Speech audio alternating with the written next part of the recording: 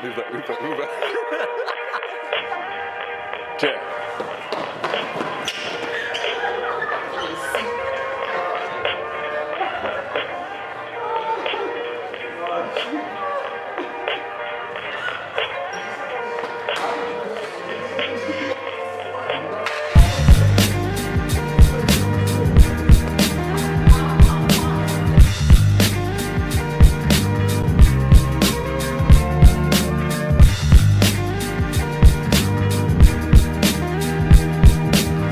No, it's both. I don't believe that absence is a physical thing. From my experience, I don't believe absence is a physical thing. No, I would say absence is way more than a physical thing. I'd say psychological, it's emotional, there's a lot of parts to it. I think it's a twofold question. No, it's not just a physical thing, it's a mental thing as well. Because some parents, well, that specifically, are there, but emotionally they're not there. So they can't connect with their children. They're not able to build a relationship, build a foundation, or able to install any long-term values in that child. Just because somebody is there or not there, that doesn't mean that's not going to have an effect on the child. Like, even to this day, I find it a bit hard to talk to my parents about certain things because I don't think that they will be able to. So I think, yeah, physically a parent cannot be there and you can affect you, but then also just because they're there doesn't mean they're there for you in every way that I think a parent should. I know that a parent can be there physically and you can see your parent every day and still not know them as a person. Like, they don't connect with you emotionally, they don't talk to you, they don't tell you like this is what you should be expecting when you have your own children, or they don't really show you how a parent is supposed to be. I'm not even sure what's worse, whether not having a father there physically or not having him there emotionally is worse. I'm not too sure, because I can only imagine that the kind of feeling that it would bring having your dad there in the house, like he's presently in the house, but emotionally he's not, or psychologically he's not for you, he's not there for you. So I don't know, like it's a bit mad. I think absence for some people can be just a physical thing. The fact that they don't have a father there, the fact that they don't have a mother there, or whoever the parental figure in the household is. So it can affect them, or it can kind of go on to them and affect them in different ways. Kind of knowing how to interact with other people as well, because in the household that's where you learn more to engage with other people. You learn that through your parents, you learn that through who's at home. So it's more so the emotional support. I know with particular cultures, as long as you're clothed and you're fed, it's not really an issue, you have no reason to be unhappy. But in my household, I had both parents present, but my dad less so emotionally and mentally. So as I was growing up, there's certain things you miss out on, and you hold it, you kind of resent it. You resent your parents just a little bit for it. Like, be in a playground and you know that other kids are getting taken to football or getting taken to the park with their dad and all this nonsense, but I wasn't getting that. So you look on with jealousy, you'd see those kids and you'd want that. But because you're not getting it, you don't expect it anymore, and as you don't expect it, you distance yourself from your parents, or from my dad in my instance. So it's the thing where we're not taught that emotional kind of thing. We don't receive that from our parents, so we then kind of pass on that lack of emotion to our environment. I think it has adverse effects on both. So with me, obviously my area wasn't the best of areas, but my dad literally, he told me that from a young age, you can't go here.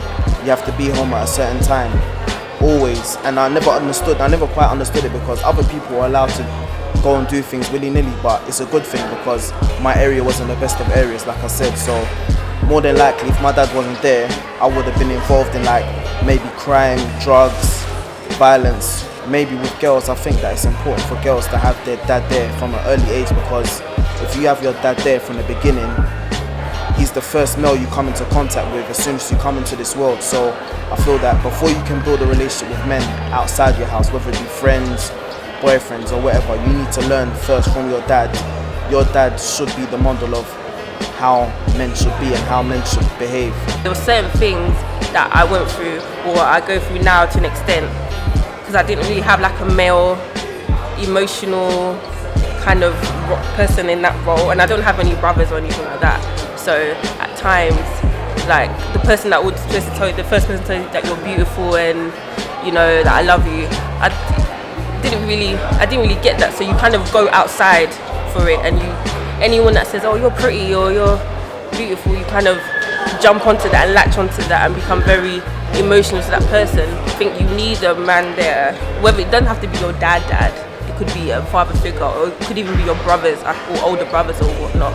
But you need men around you as you're growing up to know what good men anyway, to know what it's like to raise, you know, to be a good stand-up person, to like, so, cause, do you know the saying that you kind of marry your father, you marry what you're used to. So even though like you might not want to marry somebody that, you know, has treated you badly or will treat you badly, you're used to that. You think that it's normal to, you know, someone to insult you or someone to not be there emotionally for you because that's just them or that's just their culture. But that's not the way. And I think if you had a good man there in your life, you would know that, no, I'm not supposed to be treated like that. A lot of young boys, they grow up without that father figure that's going to lead them into like how to treat a woman, how to make money, how to be hardworking, like all the sort of values you need in life, the basic things you need in life. If you haven't got a father there, you're just going to learn it from society, you're going to learn it from friends, social media, all sorts of things,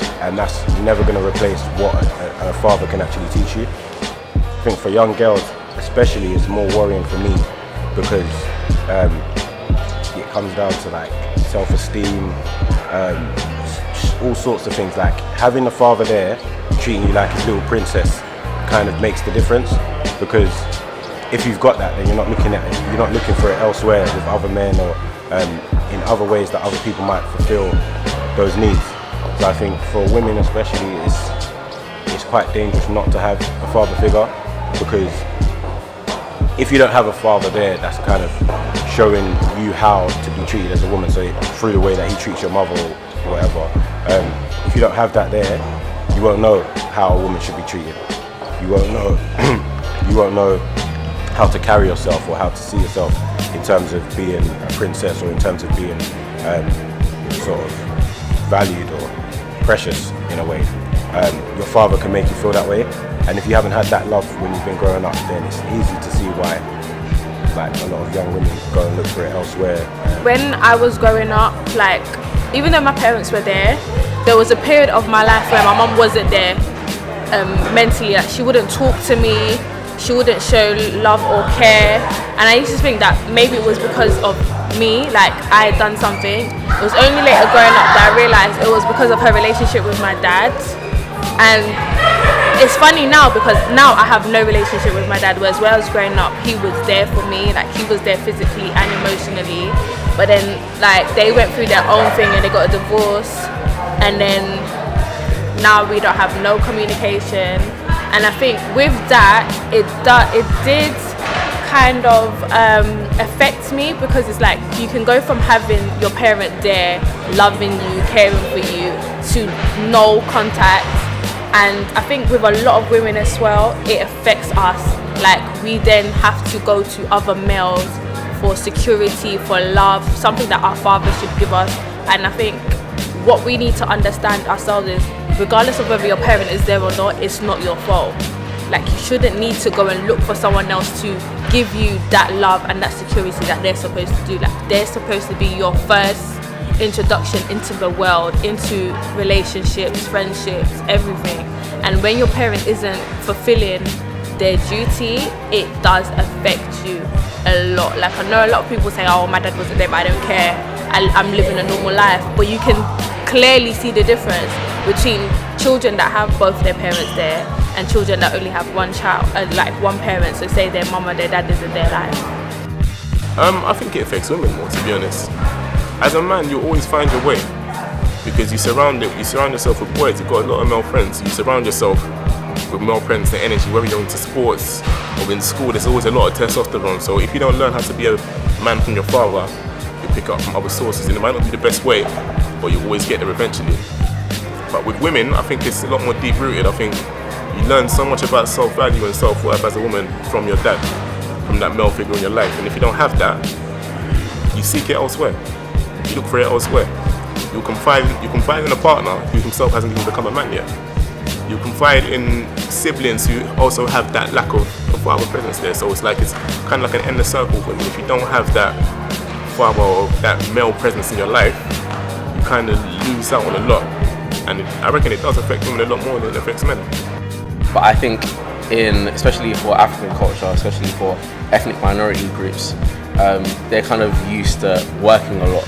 They're used to kind of being the breadwinner. So they'll take on no matter how many jobs they can to kind of hold down the family unit, whether it's 3, 4, 5, 6, 7, just to kind of make ends meet. So you might have your both parents living in the same household, but you might not always see them.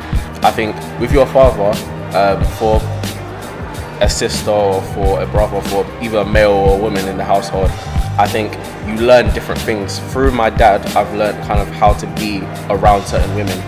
And with sisters, for example, I think what it will teach a woman having a man in the home is just what you can expect from like a man in your life, a male presence, how they're going to treat you, how you should be treated.